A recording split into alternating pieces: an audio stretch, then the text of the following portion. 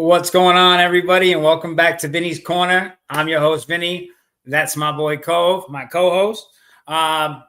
Thank you to everybody who's checking in tonight. So as you guys know, Vinny's Corner, right? We do all the sports things. I love my combat sports. So this weekend is a big combat sports weekend. So I'll get you guys up to speed on what's going on with these fights coming up this weekend. We'll talk a little bit of NFL, NBA, NHL stuff. Anyone got any questions, got any statements, anything, chime in, feel free. Let us know what you got working. Here we go. We are live. Boom. I'm just going to share this real quick. We are live.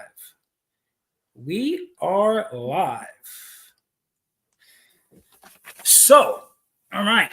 As I was saying, welcome back, my guy, Cove. Good to have you, bro. So as I was saying, guys, this is a big fight weekend. I know that everybody's not always in tune with boxing. I try and do my best to at least keep you guys up on what's going on. If you've been following the socials this week, you might have seen a few articles I put out highlighting, breaking down the fighters, giving my predictions on 3 out of the 4 title fights that are this weekend. The 4th article will drop tomorrow. But without further ado, this is the Ring Magazine's 4th fight card being held in Saudi Arabia, in Riyadh, in Saudi Arabia. So this card has 4 title fights on it. The main event. The main event is David Benavidez putting his WBC light heavyweight title up against Anthony Yarde. Now, Benavidez is 30-0. He's an undefeated fighter. Anthony Yarde's a tough dude at light heavyweight. He's 27-3. Those 3 losses are all in title fights. So he's legit. He's real deal.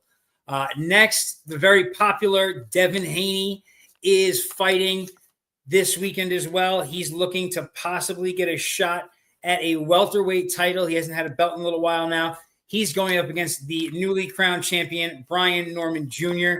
I like Brian Norman Jr. I'm not going to go too crazy on all of it right now. I gave my predictions on the articles, guys. Check it out on my X at Vinny's Corner 1.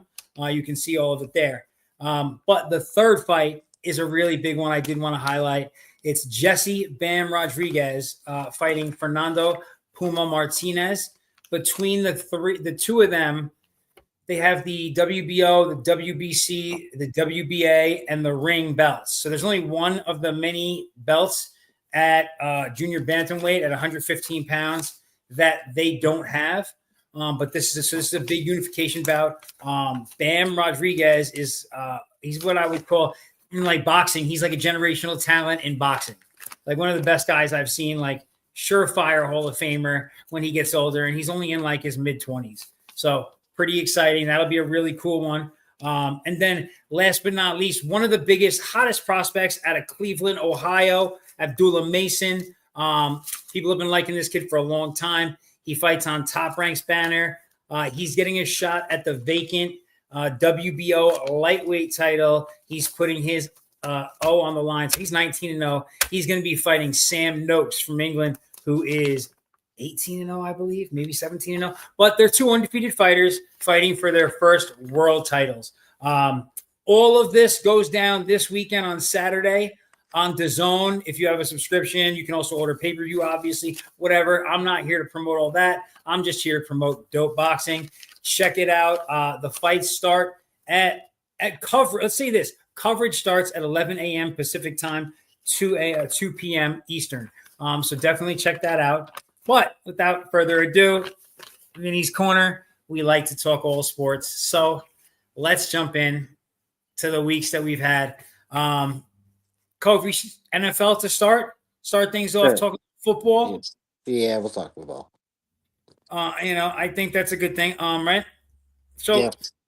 so the first thing, right? Yesterday morning, I sent you a text message. I was like, there's a few things we should definitely talk about. One of them, right off rip, was the Chiefs missing the playoffs. Now, you're a Broncos fan. So this hits home for you, too. Not only are the Chiefs likely to miss the playoffs, but your Broncos are likely to take the division. Or at least that's the way it looks right now as we're 12 weeks into the season. Yeah, So but I mean, for the last 15 years, the in the last 9, it's been owned by KC. But before that, it was the Broncos. So, okay, so as a fan, I'm sure you're excited. Yeah. hmm I am excited, but and I mean, I have my biased opinion, but I mean, give me only one victory out of all theirs that really counted for me. Really, like everything else was just too close to call. Like you're beating the Jets 14-10. Like I don't know if I can believe the hype yet. Okay. I feel like last week's game was the best performance by Bo Nix so far this season. Yeah, it was in a challenging spot. He needed to take this victory to show that this team was, where they're at. But when you're beating the Jets by 4 and you're beating this guy by 3, that's how deep. Like, yes, it's defensive, but where's the definitive wins? Like, really, except for the Chiefs, really. Okay, that's fair. Well, okay, and so now, and if the Chiefs are not a playoff team, do we look back at that game and still think it's a quality win? Oh, it's a quality win because it is the Chiefs. It's I'm just the saying, right. of all the ones they've had so far, that's the most quality win I could see. Okay, all right, that's fair. I can see why you would say that. Um, okay, okay. I mean, Now, you look at your opponents. Look at the teams that they had beat. None of them are above 500. None of them are really in talks that we were talking about. So give me quality wins. Give me KC. Give me Pittsburgh. Give me Baltimore. Give me Buffalo. Give me those wins. Yeah, those are quality wins. I'm glad. Those So are you know what teams. you brought up Baltimore. Baltimore is now a 500 team. They Yeah, started out awful, but yeah. they're now on a 4-game win streak. hmm Um, and they're looking to get back in. So they're back in the race full fledged now for the AFC North title. Yeah. So Pittsburgh's got a lot going on. And now, do you know? Have you confirmed, or is there? Has it been confirmed? Did Aaron Rodgers break his wrist? And That is I he do going to not be know. playing this week? That I do not know. I haven't seen much news about it to Hmm. clarify on it. Interesting. I'm going to look right now just to see if there's anything on it. I know it. Here's the thing. I know it's not his throwing arm. They might have a bye this week. hmm Oh no, they don't. They have the Bears actually. Oh, Definitely not a bye. Um, Aaron Rodgers is. Oh, so yeah. So I don't know. Jeff Saturday on ESPN says that he's gonna that Rodgers is gonna play. So he's questionable as of now. yeah. But it's not his throwing arm that's messed up. So I guess we're gonna see what happens there. Mm. Um, you know, so it's but at the moment it's a little questionable. Um, okay. So now one of the other things I sent you, and I just wanted to get your thoughts on it because to me, like I thought it was pretty bad. hmm Uh, what I wrote in the text message I sent this guy I wrote Spitgate. Right. So what happened with Jamar Chase, right, and Jalen Ramsey? He spits on him. The thing about it to me, so spitting on someone like is already a pretty egregious act to begin with, right? Yes, yes. Dehumanizing stuff. Yeah. Now, when they interviewed him after the fact and asked him what happened, he said that he never spit in anyone's direction. Yeah. So he then lied on camera, even though they have him on camera spitting on Jalen Ramsey. It's an egregious act because it is. It's just he just probably just didn't want to just adhere to it right away. I guess I Like, would guess so. listen, I'm far from the greatest person, but like, if I'm like, dude, they have it on camera and you're not owning that, like, Yeah. what else? What else would you lie about? Like, what kind of a man are you? Is Like, it is it a lie or do they have somebody in his ear saying, "Hey, just don't"? This is if anybody asks you this, it's like a media deflective question. Just blah. We'll answer it later I because don't know. he doesn't really have to answer to the media. He had to answer to the NFL. So that was the big difference. It's like, does it really matter that he lied to the media, even though we knew the truth? How many politicians, how many athletes, how many actors, how many people do lie in front of the camera just to hide something from something else because they're already getting nailed for it? So it's like, it's just media deflection. It happens. It does happen, right? So there's nothing wrong with that. You didn't want to get that raw, uncut, him just shooting off like, yeah, I spit in his goddamn drum. No, they didn't want that. So they go, answer it this way, and that's the way it goes. So what do you think? So here, let me ask you now, just to kind of like right, just to get past that whole situation, kind of is what it is. I think it's a little ridiculous, whatever though. But more importantly, let's talk about the teams that are doing things in the NFL. What we have kind of like grouped as maybe the 5 best teams, give or take. Really starting with the 9-2 teams, right? The Broncos, the Broncos and the Pats to me are like a big, I think that's kind of a big one, right? I mean, it's been a while since we've seen the Broncos and the Patriots going head to head. Right? Like it's pretty cool. Like this year feels like it's a little bit of a throwback, right? In the AFC. Yeah, it's an old Brady. You have to say Brady Manning because that was the last great quarterback in Broncos. So it's definitely a Brady Manning era again, per se. Dude, But now you have Drake May. Now you have Drake May versus Bo Nix. So here's the question, right? The Broncos. And so this is your question. I'm just reading them because I have all of it in front of me at the moment. Yeah. Right. So with that, Broncos 9-2, leading the AFC West. One of the top teams, tied for the 1 seed at the moment in the AFC. Mm-hmm. Like what's most responsible for it? So like we know it's defense, right? But what is it? Is the defense getting takeaways? Are they getting quarterback pressures? Is it points allowed? Like what exactly are they doing that's so spectacular? You have to look back at their 32-point comeback. That they ended up winning. It was their defense. Their defense is that's what Denver has always been known about. If you remember when the last time when Manning was around, it was they won the Super Bowl because of that defense. The defense has always been special. It's taken them a few years to get back to where they were before. Okay. Okay, that's fair. That's fair. But now they have a quarterback that they can get the ball back, and this quarterback can do game-winning drives. So what do you like? Let me ask you this, right? Based on what we're seeing this season, from those top drafted quarterbacks, right? So, we got the Penix. Penix got hurt again, right? But outside of him, Jaden Daniels, he got hurt, but he had a sensational year 1. Not too much to be talked about year 2, but injuries, right? Caleb Williams, Drake May, and Bo Nix. Like, are you as a Broncos fan, are you happy with where you guys landed, or with which quarterback out of that group you landed on?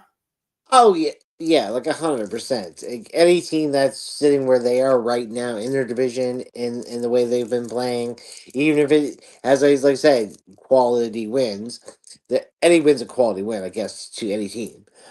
But to this team, they're getting it equal out of their defense and offense, and everything is clicking. So if Bo Nix can't come around, the defense can figure it out. So the team is starting to look more complete. Okay. Okay, that's fair. That's fair. All right. Next, let's see. So the next 9-2 team, obviously, out of the AFC East. So another pleasant surprise, another team looking to upset the balance, right? So we could go from at least 5 years in a row or more that the Chiefs and the Bills won their divisions, the East and the West in the AFC. And now we're looking at a potential where neither of them win that division. Yes. And the 1 and 2 seed come out of those divisions still, but as the Broncos and the New England Patriots in either order. It could be the Patriots as the 1 seed. It could be the Broncos. We're not sure yet. But both the Broncos, both the Broncos and the Patriots had to come back from having an icon of a quarterback, so they had to get a new identity, and New England had to get a new coach, and that's why we're seeing the change in New England. Well, you know what? The about face and whatever Josh McDaniel has unlocked in Drake May, season 2, unreal, unbelievable. You know what I mean? I mean, he's playing just absolute stellar quarterback. He's definitely the better of the 2 quarterbacks. If you watch the games, you'd be like, wow, Drake May better than Bo Nix. But ultimately, we're getting the same result, right? We're still at the same place at this point. Yeah. Now they're a little different, right? So this team, to me, I think one of the biggest pieces immediately is coaching and culture, through Vrabel, but I think that's the hugest change, and obviously Vrabel has 4 former head coaches on his coaching staff. So he's got a lot of experienced coaches working with this young core of players that he's got there in New England.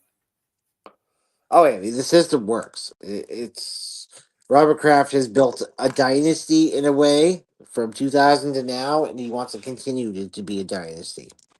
He doesn't want this New England team, which was more or less like the Joe Montana and the Troy Aikman and that era of teams that were like 5, 6 Super Bowls and then just flake out, because we haven't seen one from the Cowboys, we haven't seen from the Niners, we've seen multiple attempts by the Niners since the 90s, but we haven't seen another championship from this team. And Pittsburgh, up until 2010, was in the same boat. They didn't see success for 20, 30 years, right?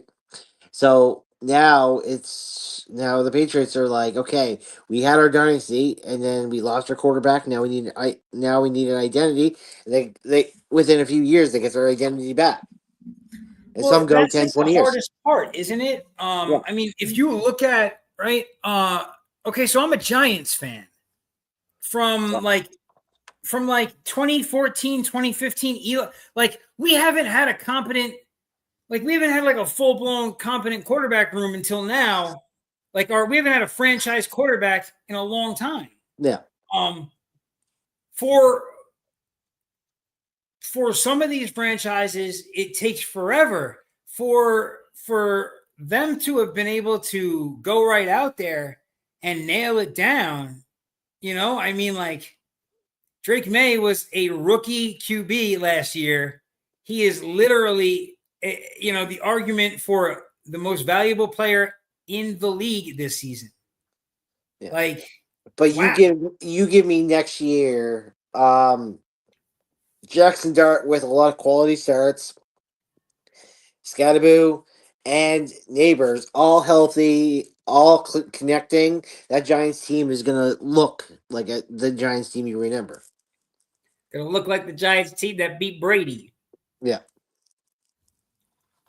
So you guys are a year away from looking at a potential, turnover. Now that you lost your coach, now you need your identity back with a coach. With these 3 young guys. Daboll wasn't it, and I'm okay with that. That's not a problem. Sometimes it's not the answer. No. Fortunately. So, okay. So now here's a team I like my grading of this team in recent weeks is a little different. The Colts, right? So the Colts are 8-2 through the first 11 weeks, coming into week 12. So you asked the question, what's the biggest statistical edge they hold? Point differential, turnovers, etc. So what is it? I don't know the answer to that. They don't. That was more of the opening, like looking at their numbers. Like this team is 8-2, but are they really an 8-2 team? That's the thing. Well, here's what I think is huge about them. They have a good defense and they're very balanced on offense.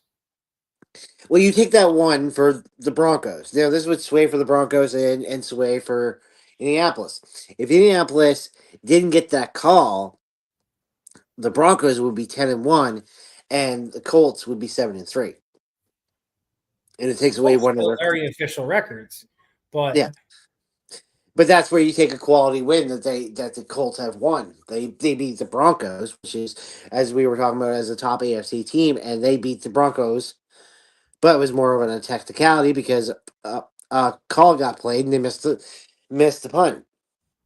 So I mean, like that's what happened. And they got so. I mean, that could change. That could change the Broncos. The Broncos could be the number one team right now because of that. And this would slot, Indianapolis just down a loss against the okay, Broncos, so or a here's a potential question for playoff you. team. If the playoffs started today, Yeah, would New England or would Denver be the one seed? I think New England would be the one seed because New England had better quality wins over their same period of time. So I think that New England would be one and the Broncos would be two. Now, because they beat the Chiefs, I think they're pretty equal in quality wins, and it just comes down to statistics. So regardless, it would put 1-2 would be by anyway. So it doesn't really affect them either way. It's just who they would play in the next round slot off at. But if Indianapolis got into the playoffs after now Denver beating up KC, like in that way, which we would look at it because it was a low scoring game. Like that was only a 40-point game when you could have thought 60 or 70 in that game.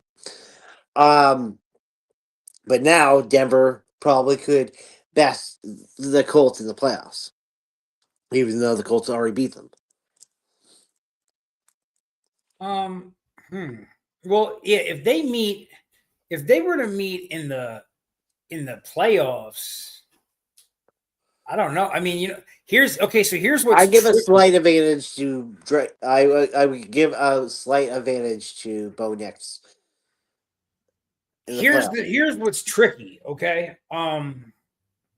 The Indianapolis Colts, if they make the playoffs, and all signs point to the fact that they will. Yeah. First, they've got a good defense. Second, they've got a good run game. Those are quintessential pieces for teams to make a deep playoff run. Yes. But here's the other caveat. Daniel Jones is actually a playoff winning quarterback. Yeah. Okay. So like that guy knows how to win a playoff game. He can do that. So He could do that, but how would they, after getting that win and having to go into Mile High to get that next victory? Like, do you think Indianapolis can do that? They can get past their wild card and not get hurt, and then go up against a healthy 2 week sitting Broncos team. I don't know. I mean, anything's possible, right? I think that's Yeah. probably the easiest way to say it. Yeah. Right. The only thing that's going to be the unheard thing that I'm going to say we'll all be talking about is Casey doesn't make the playoffs, because we haven't seen Casey in the playoffs in a long time. It's been a while since they haven't been, right? Yeah. Yeah. Complete dominance. He's 5-2 in AFC championships, and he's already went to 7 because he's only played in 7. It's just like, so. But to before see Pat Patrick Mahomes Mahomes. not in the AFC Championship will be the wild thing to see. But But look, we've seen that with the Astros. the year before Pat Mahomes, didn't Alex Smith take them to the playoffs too? Not there, not to the championship, conference championship. He took him to the playoffs. But since Patrick Mahomes has taken over, he's went to 7 straight AFC championships. Yeah, he's so dominant. He's such a stud. So to see them not in the playoffs is the surprise. Well, and actually, it's kind Right. of just because I just called him so dominant. Let me ask you the question: is the allure are they not the boogeyman anymore? Like teams used to be like, oh shit, like it's the Chiefs are coming. Like Yeah, now it's it's kind of even. like whatever. But now you can silence the haters. It's like the league's for the Chiefs. No, the league's not for the Chiefs. They're 4-6. If Yeah, the I league mean, was for the Chiefs, they would not be sitting at 4-6. listen, that narrative. I mean, that narrative is pretty finished. I would think. Yeah. I don't Now know. if they go in, win every game, go into the final, go to the playoffs, and walk through and walk with another championship, I might look differently at that. Because how do you go from a 4-6 team to a playoff team and then just win right out? Like I just can't see Casey doing that. It's fair. All right, so let me ask you. Let me ask you. I'm going to do a quick rundown. Maybe I'm trying to see if there's a good game that we really should be highlighting this week. All right, so we got Carolina and the 49ers, Mhm. Rams and the Bucks, Eagles and the Cowboys. What is just looking to see the Rams and the Bucks is a pretty good one. That is a possible, that could be a playoff potential, right? And then also the Colts and the Colts are at Kansas City this week. There you This is a go. really This this is is a a big week for them. yeah. Big So week. yeah, as we were saying, if KC loses to Indianapolis, they're 4-7. Then we're definitely looking at the possibility of not seeing the No, Chiefs no, in the no. They'll playoffs. be 5-6. They'll be 5-6. Yeah, they're 500 right now. They're a 500 team right now. Oh yeah, okay, yeah, Um, but so the point is, like, those are like, there's a couple of games that are just like some real big ones. Those are two. So Indianapolis and Kansas City. How do you see that going? It's in Arrowhead, by the way. after losing to the Broncos, I can't see it happening. This is where I'd see KC showing up and saying, "Okay, we lost to the Broncos. We're not losing to the Colts. We are trying to get ourselves back into a wild card spot." They're not looking at division; they're looking at wild card spots. So they're like, "We need this key victory because we can take down the Colts. We'll be more confident on taking on the next team and the next team after that." But right now, as you say, the 500 team, they're looking at, okay, we have how many games remaining? Let's focus every week on this one victory and then take it to the next. Yeah, They're I not think sitting. They're not sitting in a position where they're going. They're not 9-2, going. We can lose a week or two. No, now they're going. Now they're full focus and going. We need to go back. um there so the Chiefs are actually like Chiefs are a pretty heavy betting favorite on the money line. Chiefs are minus 195. Yes. But on the spread, it's minus 3.5 on the spread. That's Yes. actually so the home team gets 3 points on the spread anyway. So Yeah. really, people think this game's way more even than the money line would say. Oh yeah. This is coming down to a field goal. Like this is a field goal or best kind of game. Um, I want to see the Colts show up. I don't know. I would be surprised if Pat Mahomes lost at home, but Yeah. we're gonna see. We I are mean, gonna he see. already has, so Well, true. You're right. You're right. And then Bucks and the Rams. So the Rams are a fairly significant favorite, right? They're at least yeah. a touchdown. They're a touchdown favorite. Minus 320 on the money line, and then minus 7 on the spread. Uh, the Bucks, like the Bucks have just been decimated by injuries yet again. Baker does his thing, but Baker does this thing, but when he's got a partial team, it's not the same. yeah, no, 100%. And if I'm not mistaken, this game is going to be in Los Angeles. And Matt Stafford currently has 27 touchdowns and 2 interceptions. Yeah. And over 2,500 yards. So, he's playing MVP football. Yeah. I don't see any reason that they would not win. I would be shocked. Let's say that. Stafford's 100% going for this. He's going for the ring, and I think that's it for him at his age, and he's going to go off on a high. It would be dope if he won another ring this season and then retired. That would be dope. Like that would be I think that would make sure he got into the Hall of Fame. Like I feel like people talk about whether or not he's going to get into the Hall of Fame. I think that would be the thing that put him over the edge. So that would be cool. But if he wins it, he's got to be the MVP. You came from the Lions to go to, and some people will say that the Rams are already built, but they were built for Goff, and then he comes over and takes his team to a championship. So in one season, he's a stud. Yeah. Yeah, man. No arguments there. No arguments there at all. I'm with you. All right. So, all right. We talked a little bit about the fights that are going on this week. We talked a little bit about the football that's going on this week. Let's talk a little bit about the basketball. So the NBA season, and I don't know if anyone's seen, like I've actually made posts about this stuff, but the NBA season is now a few weeks in. We're about 15 games in, give or take, if I'm not mistaken. I know Oklahoma City Thunder are 14-1. So 15 games in.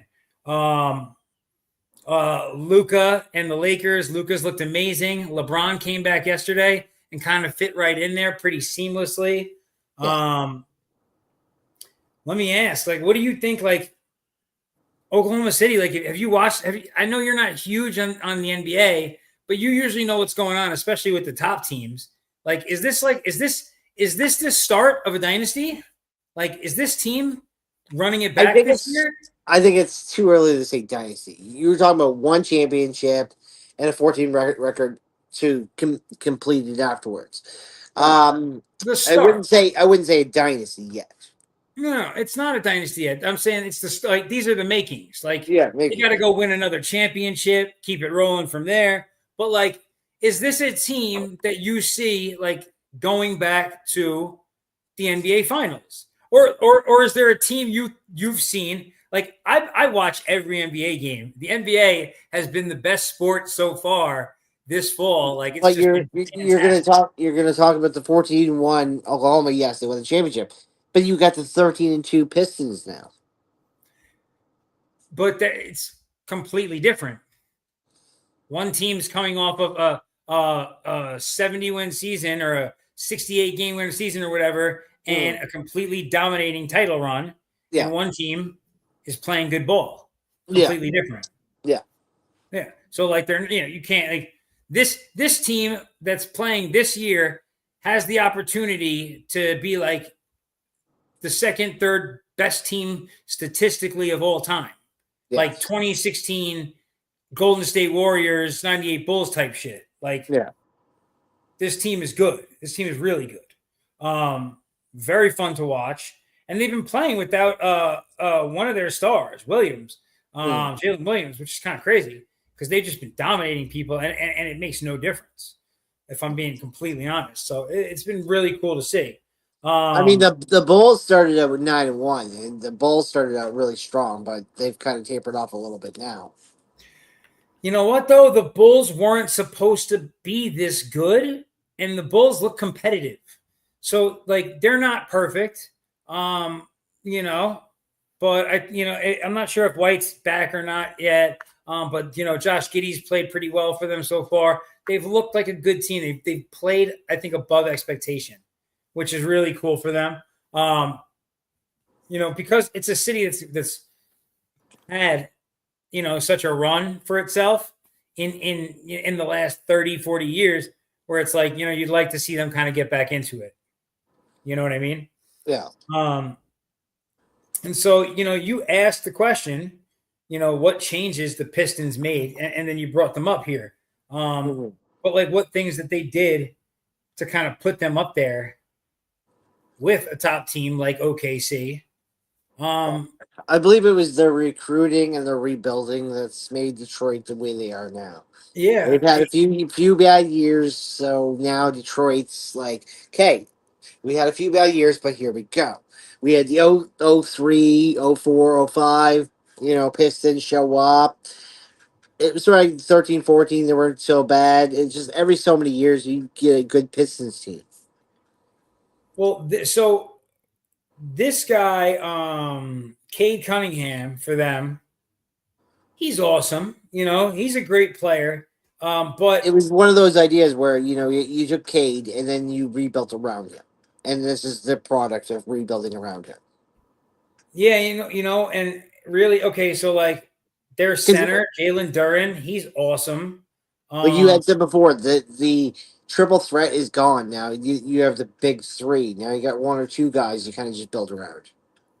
Yeah, no, but this is like this team is a good team. So Cunningham, Jalen Duren's a really solid piece as a center, no question about that. You have a guy running the ball like Cade Cunningham.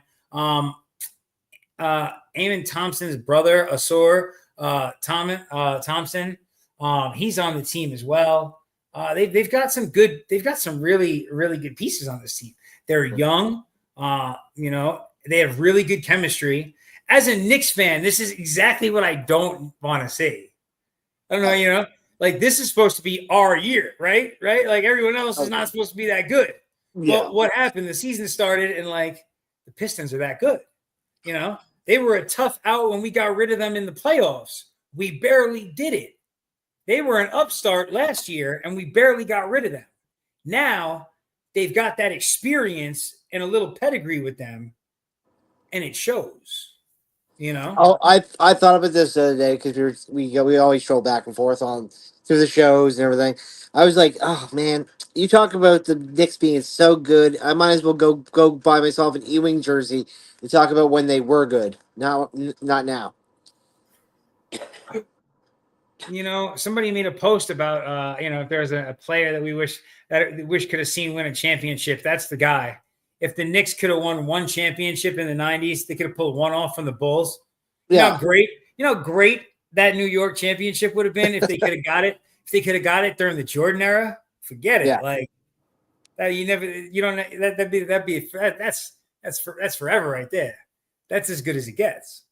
But where I was going to go with this is like, when's the last time a New York team won? When's the last time you've been to New York? So maybe you're the New York curse. Who, me? Yeah. Well, I'm the New York Islanders curse. We know that. Yeah. That's actually. But you go from the year you're born to the year you left New York and all the championships you stacked up, and now look at that the years you've been out of New York and how many championships you stacked up. Well, listen, I'm not going back, so it's too bad. It's too bad, unfortunately. So kind of the next thing that's been for this NBA season, many have called him on more than one account, even though he was not the MVP or champion last season, the best player in the world, Nikola Jokic. And Jokic, again, he has started this season. He has had a triple-double in every other game so far. Yeah. He is averaging a triple-double. This guy is like, I've been fortunate enough to be alive for a lot of really good centers in basketball. Mm-hmm. This guy is pretty good. Mm-hmm. I'm not going to say he's the best center or anything like that. He's not, but he's definitely, he's been exceptional to watch. I feel like, more importantly, management went ahead, so he took a little less. He made a statement at the end of the season, basically like let them know like that they needed to put some pieces together around him, add a little depth to the team because they didn't have it. So they went out and they brought some guys back into the team. They were able to add some depth in the offseason. It was important. I think that it's helped across the board for that team so far. And I think that it shows to start this season. Like they've started off pretty quick. What are they? 10-3, 10-4, maybe 11-3. 10-4. But 10 yeah, and they're 4. okay. Yeah, and they're a good team. They're a good Yeah, team. Jamal Murray. That's the other thing that I think has been huge for them is that Jamal Murray has showed up in the beginning of the season. He usually doesn't get here until the playoffs. Playoff Jamal started out the season game 1 this year, though, and that's been huge for them. Oh yeah, you need that all around. Like you said, like this team's not built on 5 superstars anymore. It's just someone's got to show up. So he's got to show up. They want this team to succeed, not just in because you also have the inaugural. Like we don't really talk about it. We call it the Mickey Mouse Championship. What, the But NBA Cup? yeah, Listen, so I enjoy those games too. I watch those too. Okay. yeah. So right now they got to play because every so often game counts towards this cup, and they can get their interim championship. Well, here's the thing. I think just overall, like regardless of that cup or whatever, I just think that the NBA has done a good job over the last year or so. It started to put together a better product. And I enjoy watching it a lot more. I think it's gotten way more no! It's exciting for the fans in every which way. It's Yeah, I just think it's gotten way more competitive again, which is pretty huge. And MLB goes one way, NBA goes another way, NFL's going this way, NHL's going that way. They're not just going straight up in the same path. We're just going to play regular season games, playoff games, off season. Now every league is listen, I legitimately this is not a joke. I'm not just saying it. Everyone else I know that's a sports fan watches Monday Night Football. Mm-hmm. I watch the NBA on Monday night. I do not watch football. I don't even like this season is when I started doing this because they have it on, but it's been so good that I'm like, no, I don't need that last game of football for the week. Like I need that first game of NBA for the week. That's what I need. It's been so good. I also think when you're looking at lineup as a sports fan itself, it's like you look at the Monday nighters that have been playing versus what else is on. Listen, man, the NBA is putting out a good product. That's all I know. The NBA is putting out a good product. So they're doing a fine job of what they're doing. I got no beef with that. And it's been exciting to watch. Jokic just hit a triple-double. He is such a stud. He is such a stud. Like, what? I don't even, boy, that guy is something different. As we're sitting here talking about him, he hits another triple-double. The best part about it is that I bet on it. I bet. So this is something I do. Every night that the the Golden Nuggets, I was about to call them, that the Nuggets play, I just bet on Jokic to hit the triple-double. I mean, that's why I know. I get the update for it. Yeah. I'm like, good stuff. Awesome. But he does, you know what? He's so good and he does it so often. Like any other player in the NBA, triple-double is it's a plus money thing. Yeah. Like it's not that easy to be done. Mm. Him, it's not. Like where anyone else you might put up $100 and get back like a couple hundred, say, maybe even more. In his case, you put up 100 and you'll get like 100 and change. Yeah. Because it's just because he's that consistent. He's the one thing I know I can. If I bet on him to hit a triple-double every night, I hit it more times than not now. It's pretty good. I mean, there's certain guys in the NHL like that. It's they have a high average like Crosby or Connor and Connor McDavid, and they're a point per game kind of guy. And you see a good, is Crosby going to get an assist or a goal tonight? It's like it's a go for it because you just know the guy has a legit, is a 1 point. Oh, he's like a 1 point something percentage of getting a point per game. So it's bound to happen. Well, you brought it up, so let's talk about it. The NHL, hockey's been really good to start. So, like, I don't know. Maybe I'm just maybe I just needed to like get into other sports again because me, like everyone else in America, I was just too focused on NFL. But Yeah. like the NHL season has started out so good too. Hmm. Oh my god.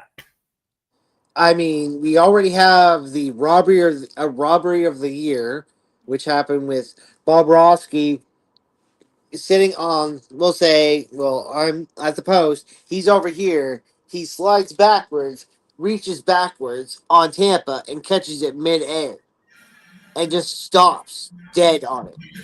It's just like we already got the Bobbery already, and it was not even November. Connor Bedard's on fire right at the moment. We're not talking about Connor McDavid. We're talking about Bedard, who last year I think got 20 plus points, and now he's got a high 30 points, and we're only 15 games in. I mean, so we're seeing something out of Chicago we haven't seen in a while. Production. They're not just giving up goals; they're putting up goals. Now they have a pretty 500 average at the moment, but they've been playing tough opponents per se.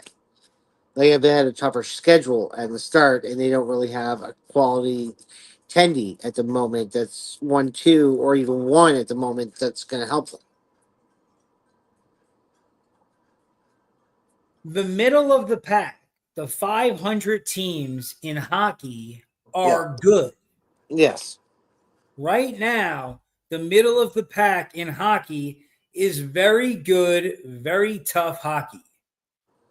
There's no other way to say it. Like the middle of the pack now is really 10 wins. Yeah.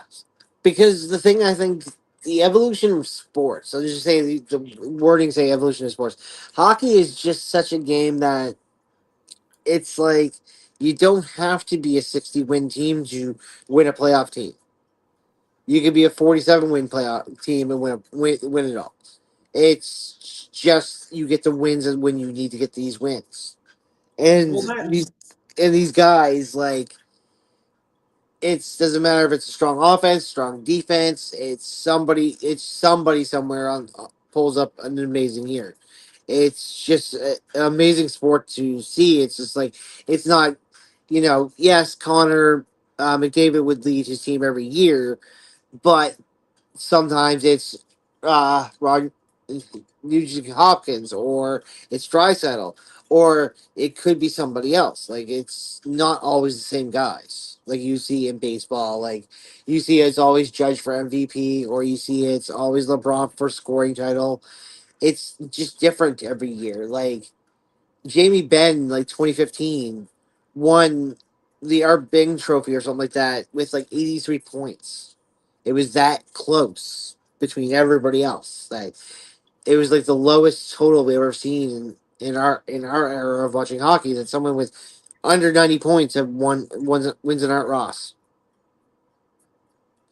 It's that's it. just I just find like hockey is just such like everybody's just a point or two away from each other in every category. It can go either way. There's no dominance anymore. Well, It's just okay, such a so equal. then I guess so. If you feel like there is so much parity in the league at this point, Yeah, but if there is, then why is a team like the Florida Panthers just so dominant? I think they become dominant because they built a core team. Now, this team that we're talking about the Panthers, they started in development in 2015, 2016, 2017, and now we're seeing the final product like 5 years later. This is not just an overnight success. This has been something in production with Florida since 2015. 10 years to build this team. They just found the right guys to play together. Detroit was the same way. In 1994, Detroit was a certain team. Then 95, they changed their team just a little bit, and we had them 95 to 2005, where they were an extremely dominant team for nearly a decade. And then you had other teams that come into after that, like that. That's fair. That's fair. It's just Right. sometimes you get the right players at the right time and they fit. See, I feel like here's my thing. I feel like in hockey, like like this is what's weird about this is what's cool and what's weird about hockey, right? Teams go into these long periods of development, just what you were just explaining, Mm-hmm. right? And it might take them, right? Like, so it might have just taken them the last 10 years to put it back together, Yeah. right? And then in the next couple of years, they'll just suddenly go on a run. Like the Blackhawks will suddenly go on a run, Yeah. right? And like the Blackhawks will win like 2 or 3 cups. Yeah. Like every couple years, another team pops out and just wins like 2 or 3 cups. Yeah. Like it's such a common thing in hockey, it feels like. Mm-hmm. You know what I mean? We Where just don't like know. We've talked about teams that have that potential, like the Carolina Hurricanes. They have that potential to be that kind of team, but they just can't seem to get past the third round. They well, seem to kind of freeze up. Florida freezes them up. But now you potentially don't have that threat per se right now. If you looked at how it lined up right now, yeah, Carolina's looking pretty. But you also got to play New Jersey. You also have to play you got to play teams like that. You got to play other teams that are kind of gritty in the 500s. Like Toronto might be looking on the outside right now, but Toronto could make a run to get in the playoffs. Like we I just don't know. firmly believe the Islanders could beat any team in the East in a 7-game series right now. Yeah. And it's not that I think they're that good. It's that I think they're that sneaky dangerous. Like they're the kind of team. They have become that sneaky dangerous because Schaefer has turned out to be that kind of defenseman that we haven't seen in a long time. That's a fact. Like you can't when you see the Islanders and you're going to place a bet, you can no longer just see the other team and be like, I'll take that team. If Yeah. you see the Islanders are playing them, you go, should we go for the over or the under? Because you don't want to bet against them because they might fucking beat you. You know what I mean? Like that's who they are right now. Now, I read this story the other day, just made me laugh. We're talking about the Panthers being a dominant team. What about the Oilers, who've also went to the last 2 Stanley Cups? I think we talk more about Florida because Florida went to the last 3 Stanley Cups. It's because they But win. yeah, but Like the Oilers don't. I don't think they look like a, a threat in the playoffs right now. the I Oilers don't look like a threat at all right now. You're right. Yeah, And that's I it's feel like they need to bring in an additional goaltender that they just don't have at this point. But that's what I feel like they need for later. well, Like, and that's I what I and I was think reading they'll get about. Was they were talking about Stewart and the Buffalo Sabres of all teams was the team that to troll Stewart in the net. The Sabres.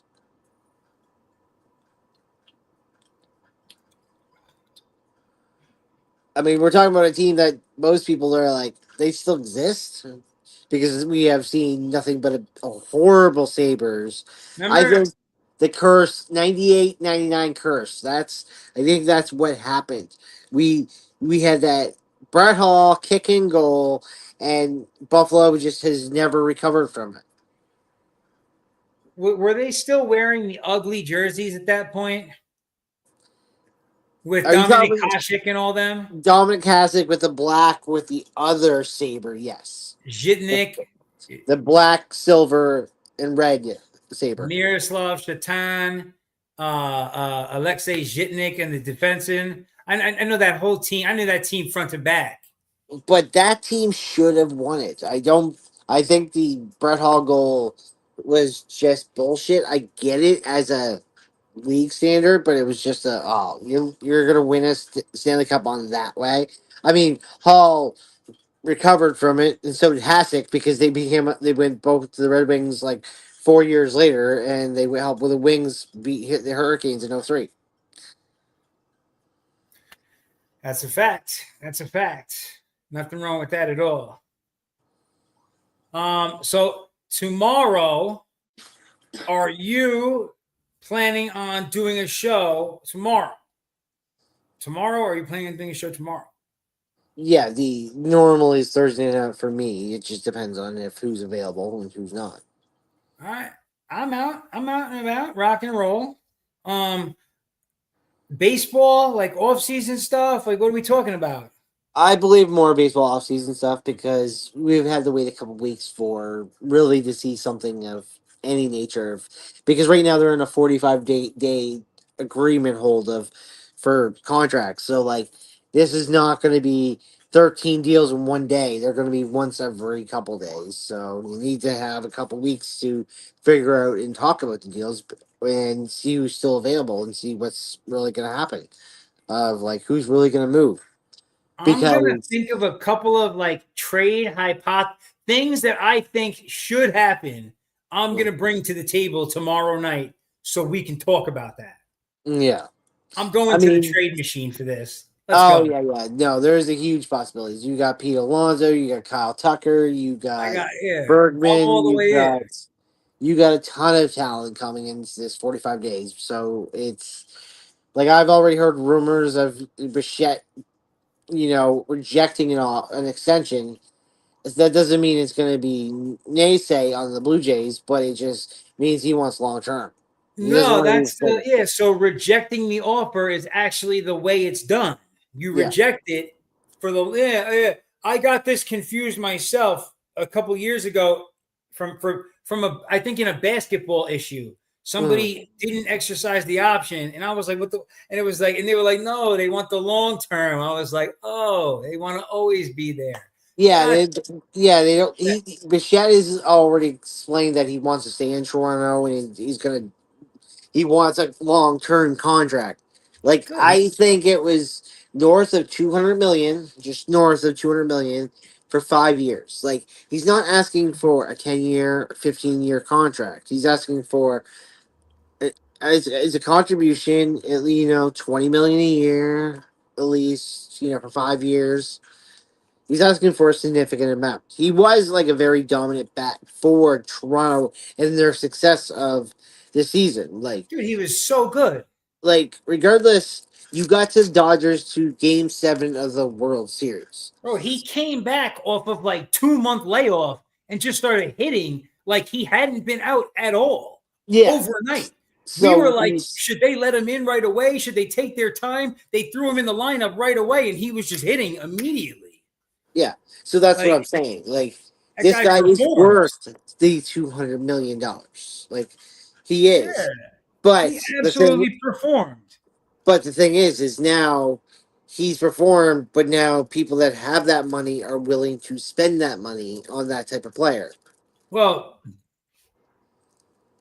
And I there, mean, and the only thing quickly I was going to say about it is there's now talks like if Bichette seems to walk, um, then they might go after Kyle Tucker. interesting. So that's what I mean. But it's 45 days. It's like you go for one guy, you don't get him. They might still be able to put in play for somebody else. You know who could really do for if the Phillies added a guy like him? That could be, but I don't know. But I don't. I'm just thinking about it sheerly from his batting standpoint. Yeah. But I don't know. I'll put Um, this on you. I would like to see. This is the crazy thing that probably will never happen, but I would love to see Bryce Harper leave Philly and see how Philly produces the year after Bryce Harper. hmm. If it costs getting Kyle Tucker on the team and losing Harper, I'm fair with it. I would just love to see it. It's kind of like a Dan Marino kind of curse thing. Like he's that good, but I just don't know if he's that good to win a championship with anybody.